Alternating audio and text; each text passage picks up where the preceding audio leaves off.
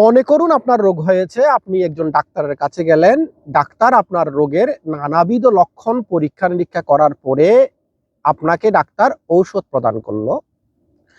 আপনি সেই ঔষধগুলো সেবন করার ক্ষেত্রে রাতের ওষুধ সকালে, সকালের ওষুধ হচ্ছে রাতে 100 mgর জায়গায় 250 mg, এভাবে উল্টাপাল্টা করে আপনি ওষুধগুলো সেবন করলেন।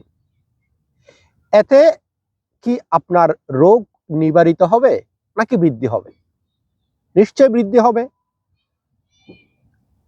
উল্টাপাল্টা ঔষধ সেবন করার প্রেক্ষাপটে ডাক্তারের প্রেসক্রিপশন ভালোভাবে না বুঝার হেতুতে আপনার রোগ অতিরিক্তভাবে আরো বেশিভাবে বৃদ্ধি হবে, অল্প হবে না।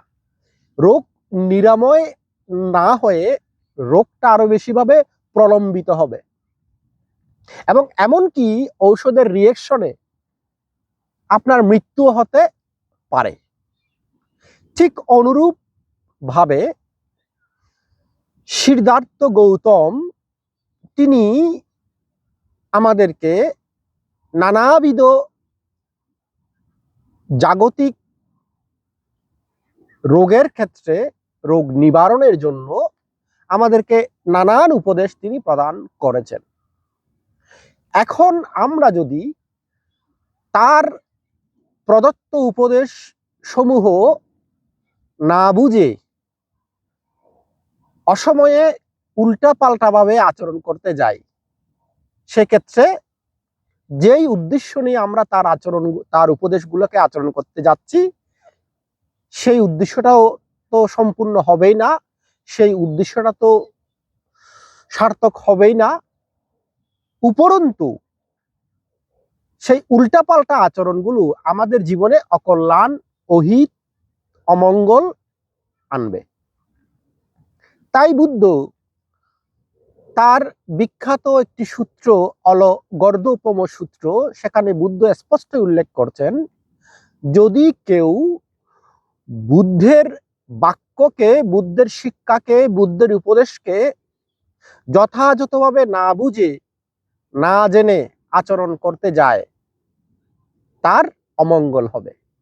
বুদ্ধ সেই সূত্রে স্পষ্ট উপমা দিয়ে বলছেন যে একজন সাপুড়িয়া যদি সাপকে যথাস্থানে, যথাভাবে, সঠিক উপায়ে, সঠিকভাবে ধরতে না পারে, সেক্ষেত্রে সাপের দংশনে, সাপের ছোবলে সেই সাপুড়িয়ার ক্ষতি হবার সম্ভাবনা খুবই খুবই অতিরিক্ত, খুবই খুবই বেশি। ঠিক অনুরূপ ভাবে আমার উপদেশকে, মানে বুদ্ধের উপদেশকে যারা ভুলভাবে উপলব্ধি করে উল্টাপাল্টা ভাবে ভুলভাবে আচরণ করতে যাবে, ওনাদের ক্ষেত্রেও হিতের চাইতে অহিত বেশি হবে, কল্যাণের চাইতে অকল্যাণ বেশি হবে, উপকারের চাইতে অপকার বেশি হবে, উন্নতির চাইতে অবনতি বেশি হবে।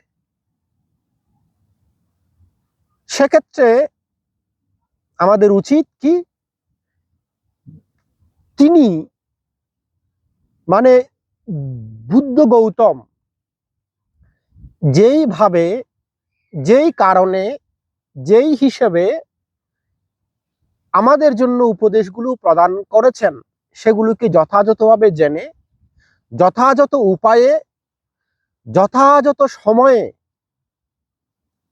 আচরণ যাতে আমরা করতে আগ্রহী হই। ওরকমটি হলে আমাদের ইতস্তত হওয়ার, বিক্ষিপ্ত হওয়ার সম্ভাবনাটা কমে যাবে এবং যেই উদ্দেশ্য নিয়ে আমরা তার উপদেশগুলো আচরণ করতে উদ্যত হই, সেই উপদেশটা রক্ষিত হবে। আপনাদের সকলকে ধন্যবাদ।